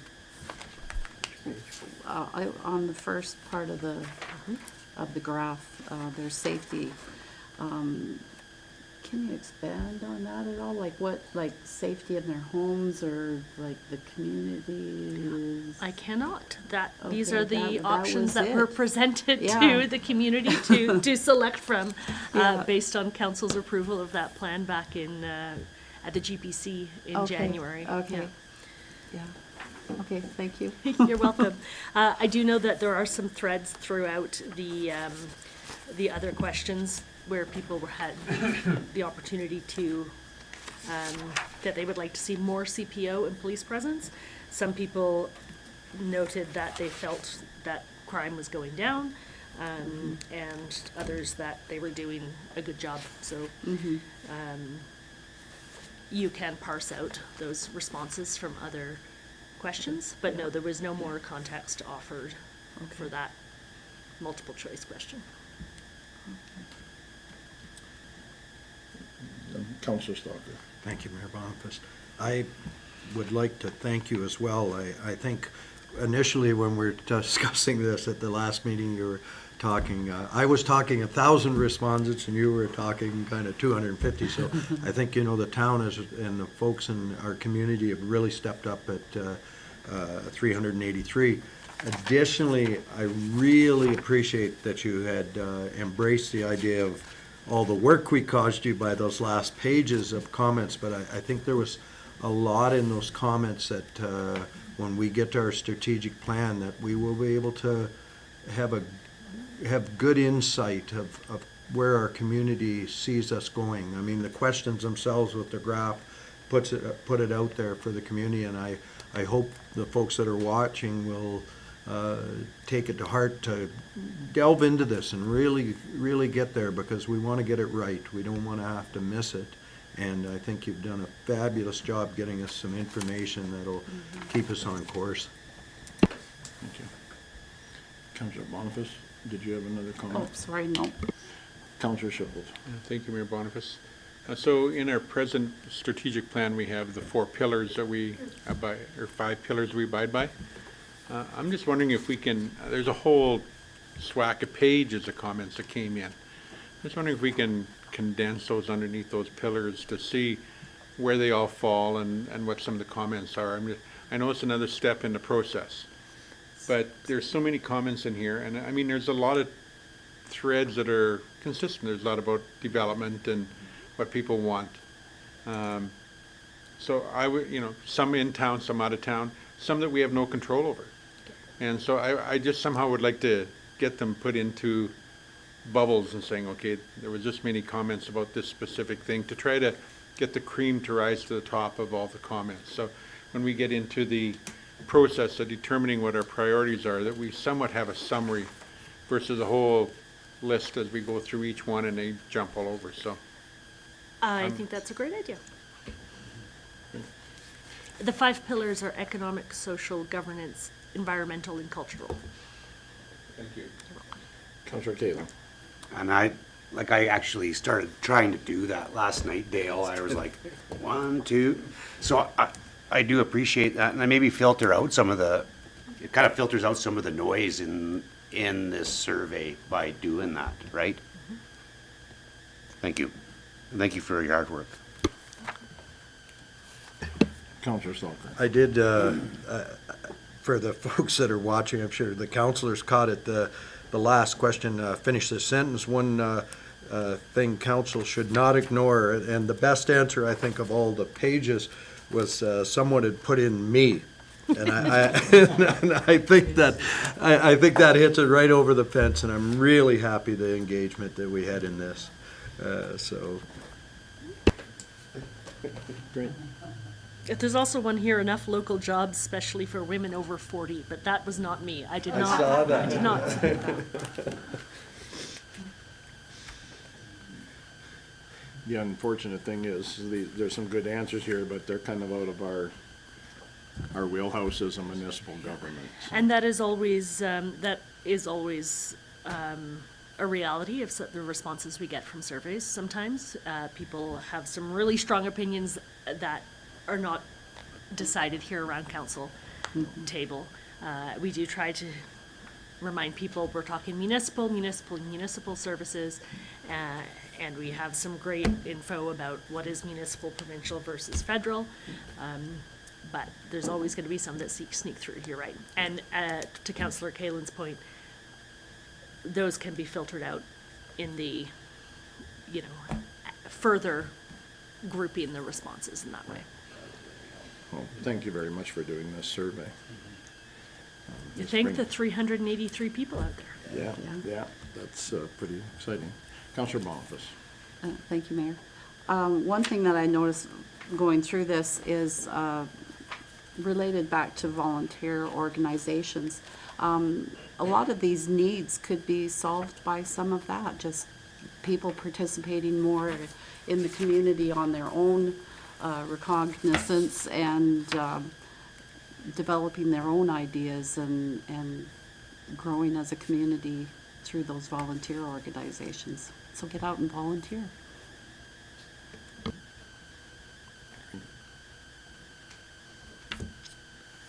So, would someone like to make a rise and report? There's not much to rise and report. It's for information It's just for information? at this time, and you'll see pieces of it leading up to and during your strategic plan Okay, sessions. thank you. Okay. Councillor Boniface. I'd like to take this information and accept it for information. And, and that's it. Okay. All in favor? That's passed. Thank you. Thank you, Council. Thank you very much.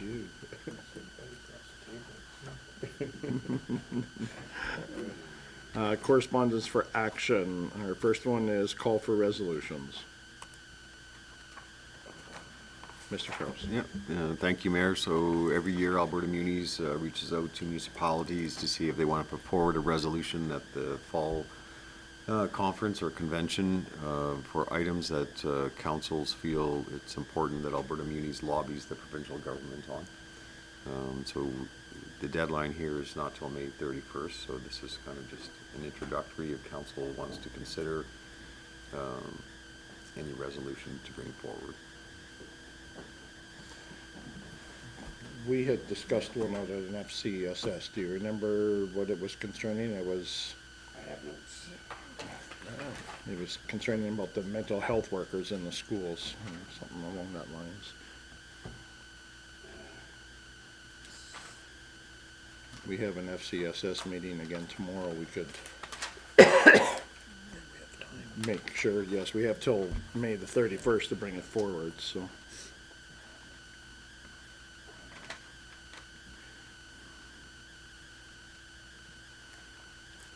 Would that be, let's do that? Yeah. Okay, we'll do that, okay. Anybody else? No? Okay, thank you. Community leadership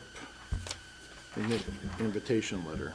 Yeah, Mayor, we just need a motion whether council just wants to accept it for information or postpone it to another meeting for more discussion. Yes, I'll make the motion to postpone the call for resolutions till another meeting, the first meeting in March, so we can talk to FCSS. Anybody else have anything to say? All in favor? And that is carried. Thank you. And now the leadership invitation letter, Mr. Gross.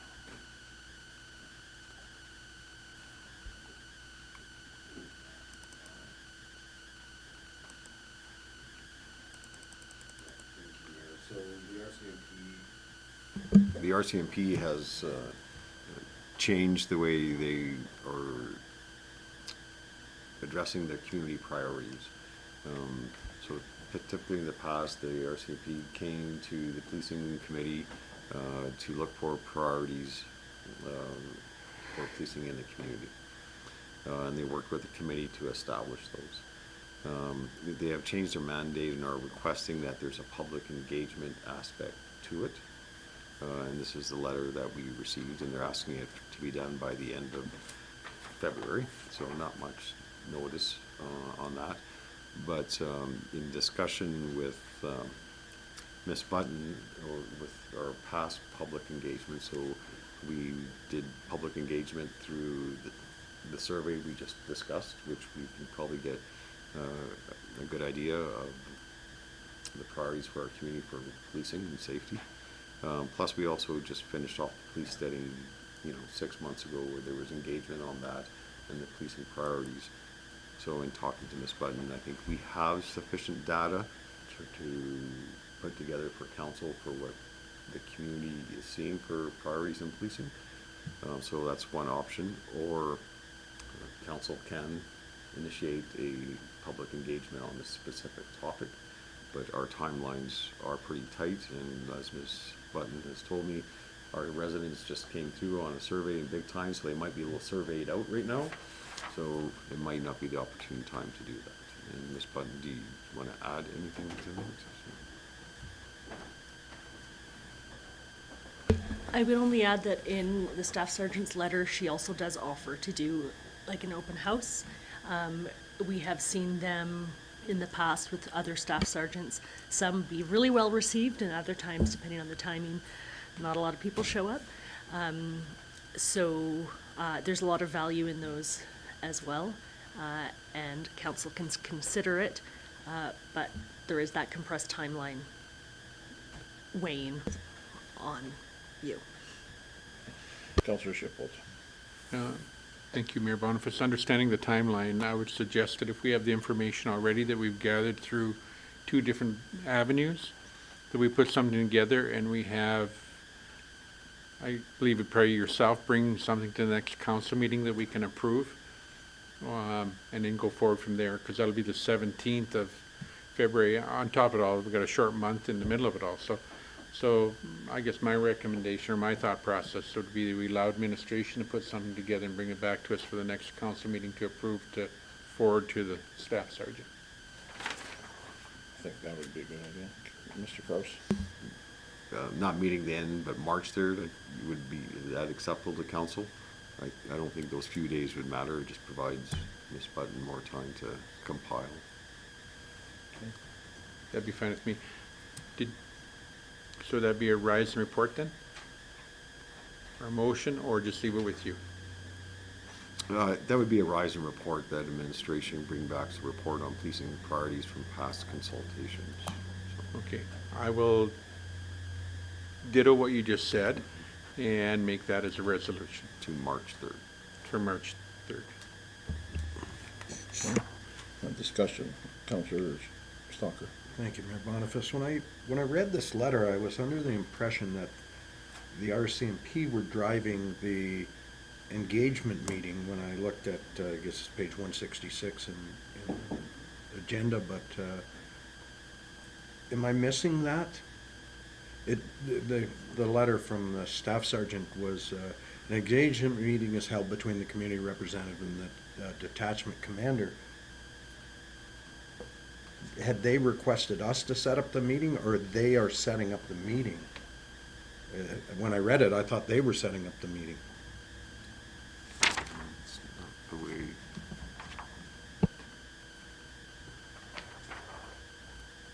So, under step 1, it says, community leaders consult with their citizens, I'll just go there, in advance of the meeting with the RCMP. So they're asking us to do that consultation first. Okay. Thank you. I see how they're structuring it. Thank you. Okay. Any further discussion to the motion on the table? Seeing none, I will call that to a vote. All in favor? And that is carried. Thank you very much. Today we have no correspondence for information. The next is activity and committee reports. In the past, I believe that there was something that you felt that you needed to speak with everybody you could. I don't think we've done that, so, but otherwise, we'll just accept them, and so you were gonna push your button. Councillor Cahill? Make a motion to accept councillor reports for information. You have to do mine first, the mayor's report. Oh, the mayor's report for information. Okay, all in favor? And that is carried. Next, did anybody wish to speak, of the councillors wish to speak to their activity reports? Councillor Boniface. Thank you, Mayor. This was our first full month. It was, wow. Lots of really cool things that I discovered. And lots of different avenues for us to grow. So it was really cool. Thank you. I will make the motion to accept all councillor reports as presented. All in favor of the motion? And that is carried. Thank you. Administrative reports, Mr. Kraus. Yeah, thank you, Mayor. So the reports from each department is before council, and if council has any questions, I will try to answer. Is there any questions? Councillor Shipley. Sorry, I have a couple. One is under the engineering and operations report. When they get down to their budget and they talk about money spent, so capital projects. And in their report, it talks about what the project is. And some of the lines are blank as to what the project actually is. So for example, if you talk about sanitary lift station, PLC upgrade for $125,000, usually there's notes in the last column. But in that report, there's several lines in there that don't have any notes in them. So I'm just wondering if in the future, when we get that report, if it could itemize what money goes for. So if the first page has sanitary lift, and then you go to the second page and it's about final lift in the industrial area. We pretty much know what that is, but maybe the street address or Main Street concrete, $25,000, what is that for? So you can see where they're, in the notes are blank. And I'm just wondering if in the future we can just get that information. The others seem to all have it, just this one report is missing some of the blanks, so. Okay. Yep. Yeah, we will ensure that happens. Thank you. Councillor Stalker. Thanks, Mayor Boniface. On that same page 190, and I apologize up front because I'm sure we discussed it and it's gone in and out of my gray matter. The infiltration program, what did that consist of? So that's groundwater infiltrating our sanitary system. Thank you. So each year we do a little bit on each manhole to reduce that infiltration. And I knew you'd given me that information, but hopefully it'll stick this time. Thank you. Counselor Shipple. Thank you, Mayor Boniface. So the other one I have is under Planning and Community Development Report. So when you come in the front doors of the town office, there's a bulletin board, and on that bulletin board is talking about all the development permits or permits that have been given out. Is there any chance that we, added to this report, could get an itemized list of the items that are hanging on that bulletin board on a monthly basis? Our council is really, so at least I think they're very aggressive towards economic development in our community. And often we sit here and we don't know what's going on in our community. Getting an itemized list off that bulletin board would give us the ability to understand and know what we're moving forward on in our community. Yeah, so a list of approved development permits is what you're Whatever's on the bulletin board out there, because when I go out there, there's lots of good reading out there. 99% of the time I come in the back door, not the front door. So, I'm just thinking that from a council perspective and knowing where we're heading, that could be advantageous. Good catch. Okay. Any further discussion? Counselor Boniface? I'm not sure if this is where I bring this up. We had talked about the traffic flow in front of the rec center, and it was put on the fire marshals, that's why the direction was going on there. Yeah. I would like some clarification. That just seems So, under the Alberta Fire Code, so access where you require a fire lane for a building, it always has to be unobstructed. So, the way that's laid out, to keep that unobstructed, the parking has to be on the other side of it. Okay. So it's the handicap parking, like there's a couple of spots up on that thing, is that what it is? Because that still doesn't really satisfy my brain on how having the buses come through there and unloading, they'd be out of there faster than if they were on that side. And Yeah, but I think if we do that, I would have to check, but if we do that, if we have the bus on one side and the vehicle on another parked, I'm not sure we'd have because then adequate the room. doors go towards the building instead of where the doors are, where the cars are parked. So if they end up having to park beside the handicap cars, then it would be hard to get disabled people out of the bus on that side. And also I noticed that, like if you come from the four-way stop and come in, they have to come in that first entrance. So the bus is waiting for all the cars that are coming this way from the schools. So they're blocking that, which blocks the four-way stop. Whereas if they went further down and came in this way, it would stop the traffic jams that, like the other morning when I dropped Shane off there, it was quite a traffic jam in there. And if the doors to the buses opened up right at the doors, they'd be in and out of there quicker than having them to walk around, and it's just backwards from every other building in the province.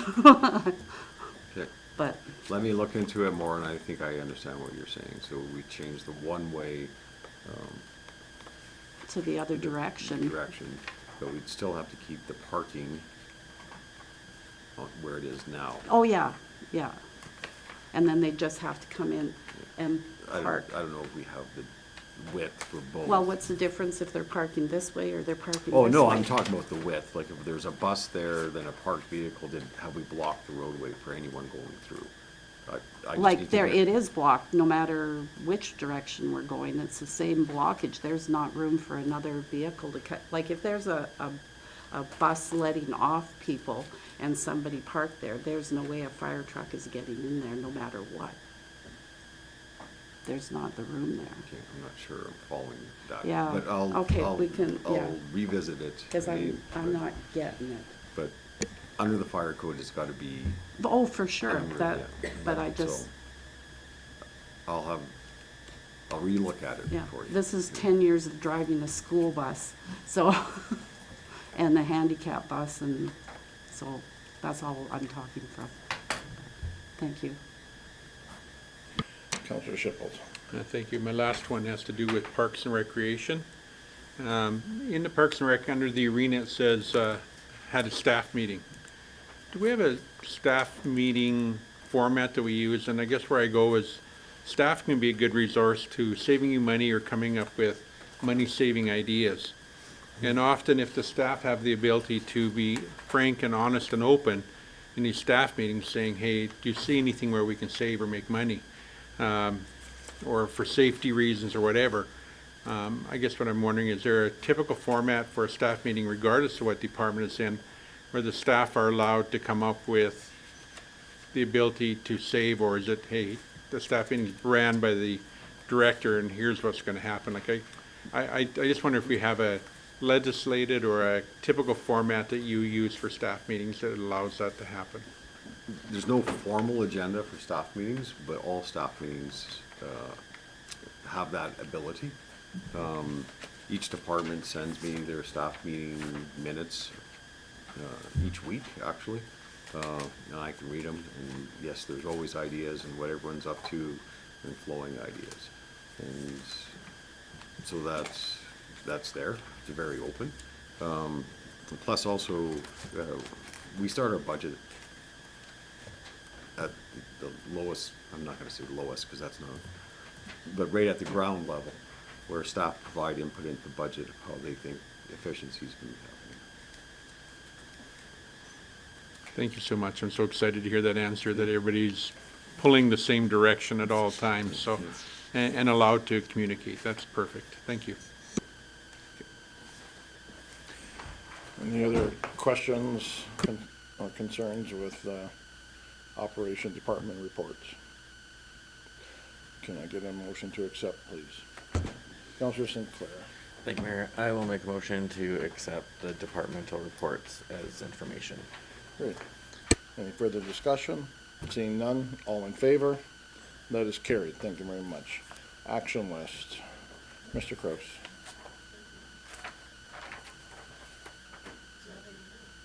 It's done? Yes, taking action, there's just the one. Okay. I'm sorry. Yep, no, it's, There's no open items, so we're good. We're doing really good for today. Notice of motions? Oh, pardon me. Can I have a motion to accept Councillor Kale? Thank you, Mayor. I'd like to make a motion to accept the action list as information. Thank you. Any discussion? Seeing none, all in favor? And that is carried. Notice of motions? Nothing today. Then I will adjourn the meeting at 15:12. Thank you very much.